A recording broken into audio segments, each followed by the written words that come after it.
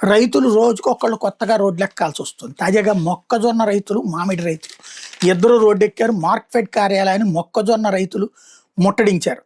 పొగాకు వేయొద్దన్నారు, మొక్కజొన్న వేశామని, తీరా పంట చేతికొచ్చే సమయానికి ధర లేదని, కొనేవాళ్ళు లేక తీవ్రంగా నష్టపోతున్నామంటూ ఆవేదన వ్యక్తం చేశారు. ఆదుకోవాల్సిన రాష్ట్ర ప్రభుత్వం కేంద్రానికి లేఖలు పెట్టి కాలయాపన చేస్తుందని మండిపడ్డారు. తక్షణమే కొనుగోలు కేంద్రాలు ఏర్పాటు చేసి కనీస మద్దతు ధరకు పంటను కొనాలని డిమాండ్ చేశారు.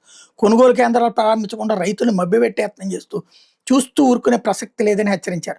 బాబు అధికారంలో వచ్చాక 2 ఏళ్లుగా ఏ ఒక్క పంటకు మద్దతు ధర దక్కడం లేదని వాపోయారు. మొక్కజొన్న రైతులు క్వింటాకి 800 నుంచి 1000 రూపాయలు చొప్పున ఎకరాకి 25 నుంచి 30 వేల వరకు నష్టపోతున్నారని ఆందోళన వ్యక్తం చేశారు.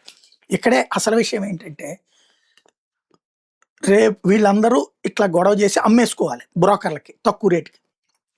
ఆ తర్వాత ప్రభుత్వం ఇంటర్ఫీర్ అవుతుంది. బ్రోకర్‌కి డబ్బులు ఇచ్చి కొంటది. ఇది ప్రస్తుతం జరుగుతున్నటువంటి తంతు. మామిడి రైతులది అంతే కదా చేసింది మొన్న.